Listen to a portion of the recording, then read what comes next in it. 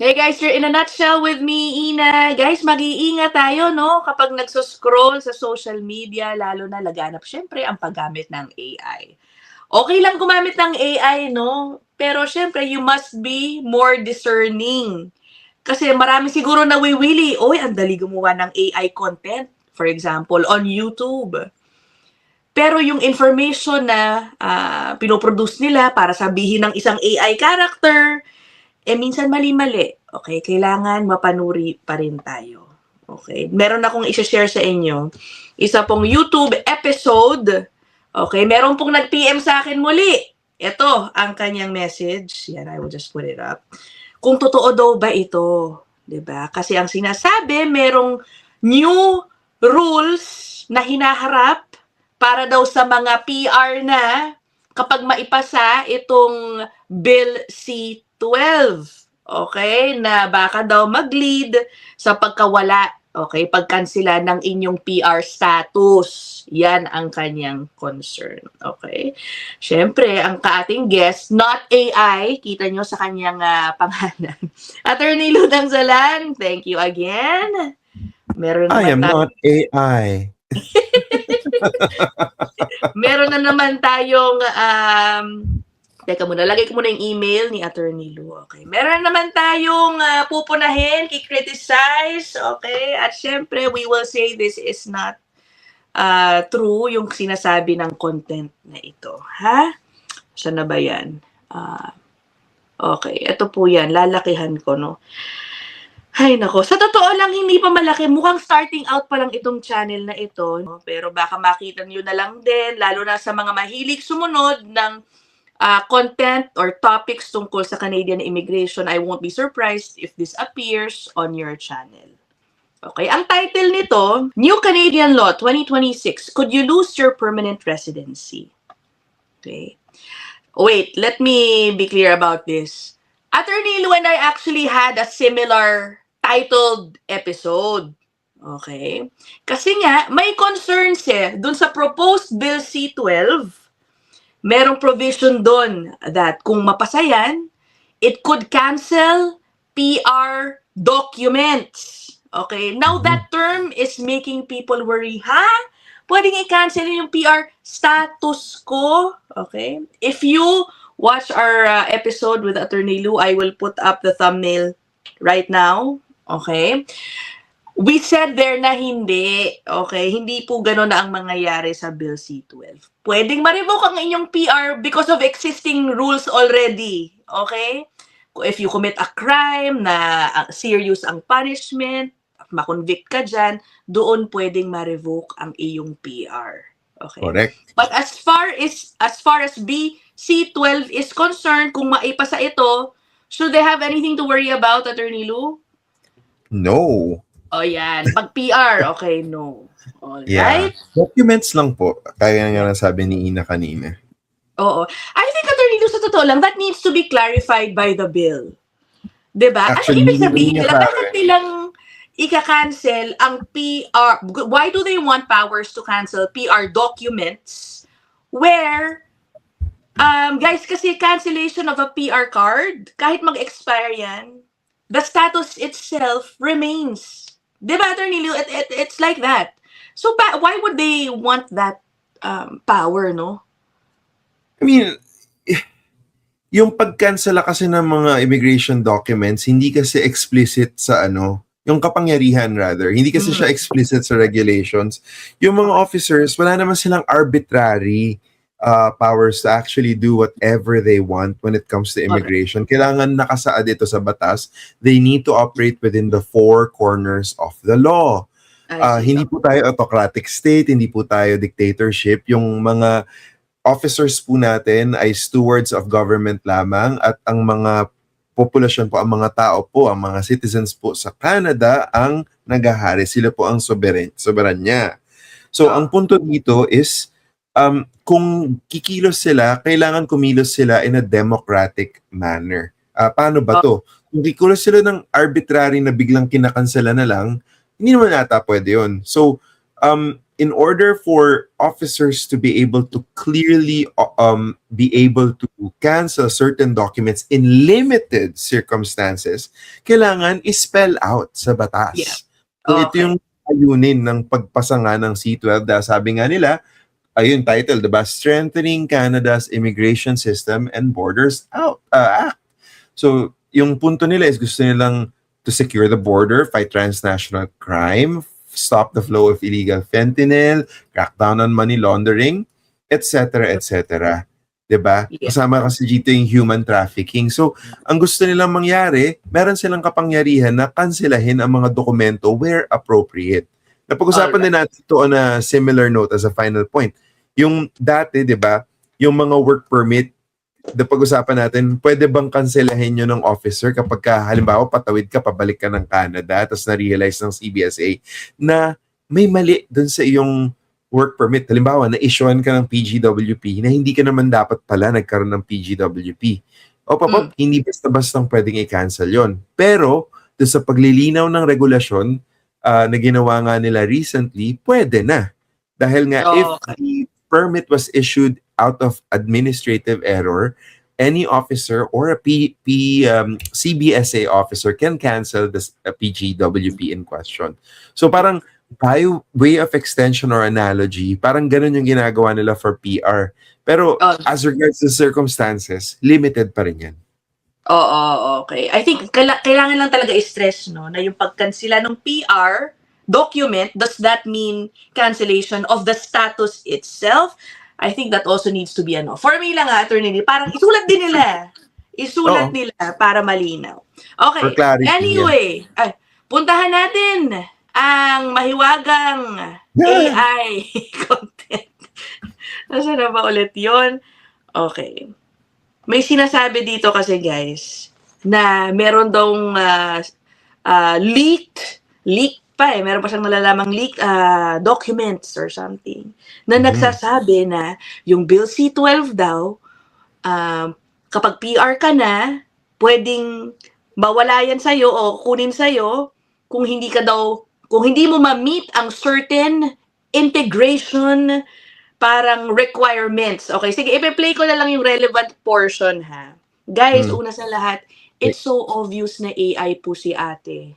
Doon pa lang, mag-isip-isip kayo kung maniniwala kayo o kapanipaniwala ba itong kanyang sinasabi. Okay? Tignan niyo po yung clue. Bigyan ko kayo ng clue ha. Tignan niyo pong mabuti yung galaw, yung kilos ng kanyang buhok. Hindi po natural. Okay. I will play the relevant portion. More than 16 minutes total to, pero mga more than a minute lang yung ipe-play ko. Serious risk if you're not careful. According to discussions in immigration policy circles and leaked draft proposals, the new law could introduce mandatory integration benchmarks. What does this mean? It could mean that permanent residents would need to demonstrate active integration into Canadian society through measurable criteria.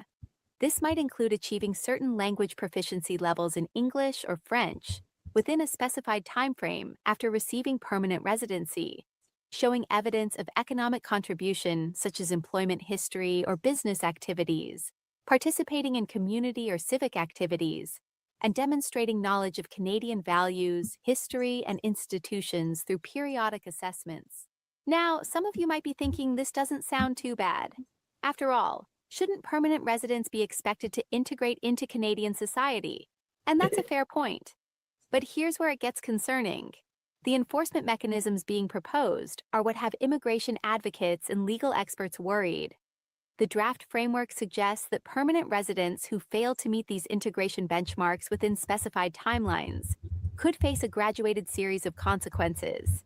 Initially, there might be warnings and requirements to complete integration programs. But if compliance isn't achieved, the consequences could escalate to residency obligation investigations, mandatory hearings before immigration officials, and ultimately, the loss of permanent residency status and potential removal from Canada. Okay, I will end it there. Nakakaloka ha, nananakot talaga si ate ha. Lu, baka naman hindi mo lang sinasabi, baka part ka nung immigration circle. Sinasabi niyang pinag-uusapan daw ito.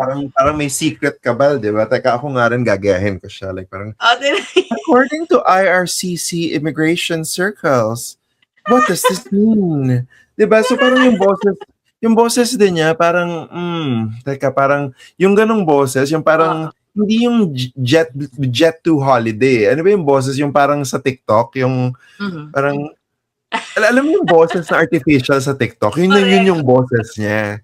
So parang telltale sign talaga na ano siya, parang AI generated talaga. Tapos napaka-unnatural ng movement niya dun sa video, di ba? Ang dami pong mga AI platform ngayon na gumagawa ng ganyan. Bibigyan ng script, tapos gagawa sila ng video. Yung iba nga, sila pa yung gagawa ng script. So ang daming internet slop. So ingat po tayo sa mga nakikita natin sa internet. Lalo na yung mga clickbaity, yung mga nananakot dahil gusto nila ng engagement. Diyan po sila kumikita sa anong tawag dito, sa content na kiniklik, pinapanood na hindi naman deserve, 'di ba? Pero pinapanood dahil nakakatakot, tapos sineshare dahil nakakatakot. Ito po kasi yung mga human emotions na studies show na nakakapag-encourage ng engagement on the internet. Fear and anger.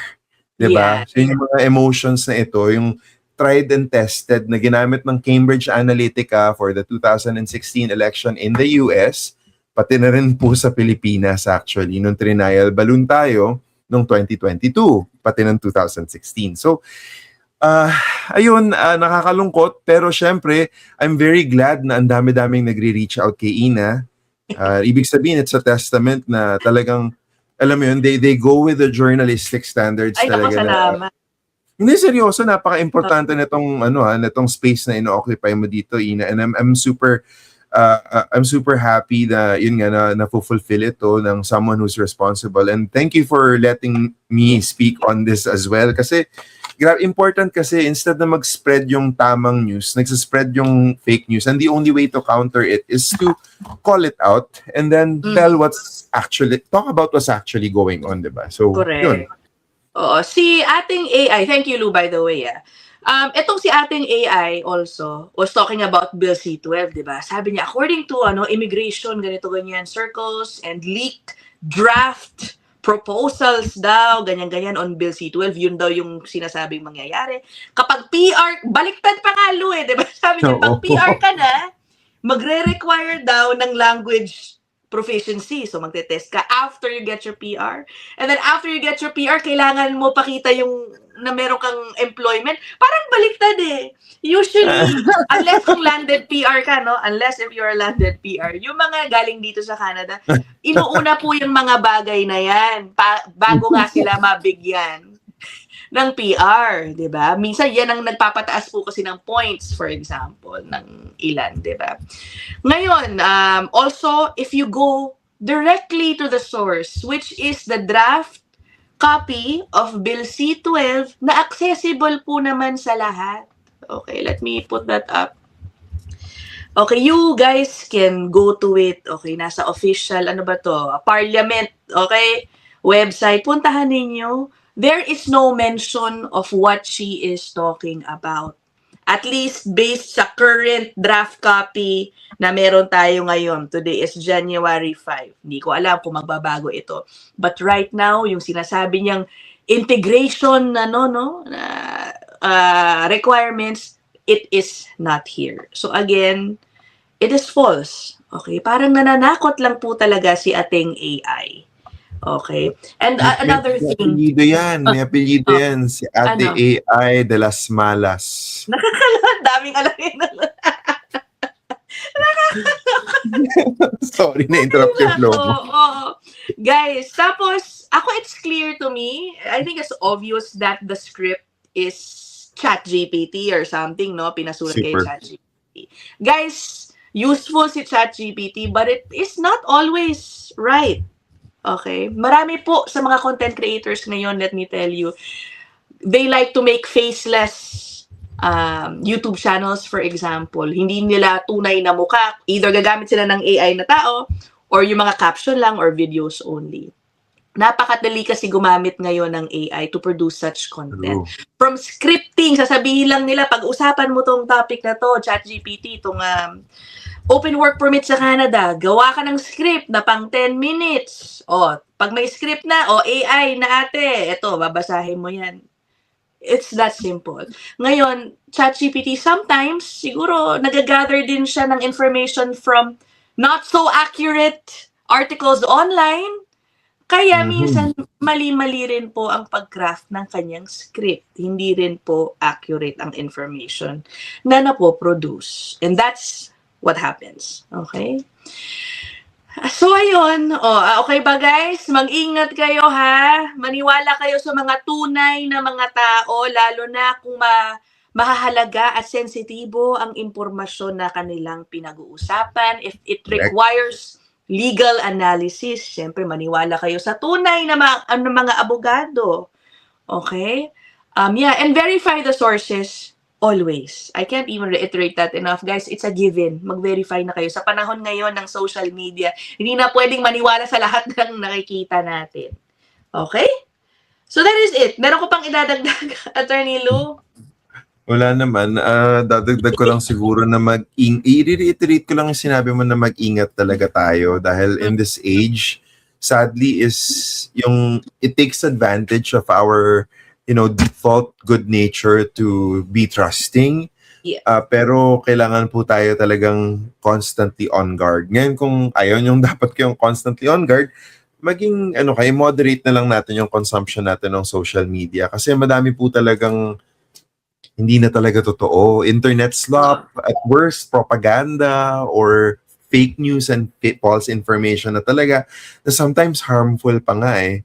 Diba? Halimbawa, yung mga nagbibigay ng mga bad health advice na not even talking about influencers, I'm talking about clickbait material para lang kumita sa clicks, diba? So, nakakaloka talaga yung internet ngayon at nakakalungkot dahil ang daming nabibiktima. Ingat po tayo lahat parati.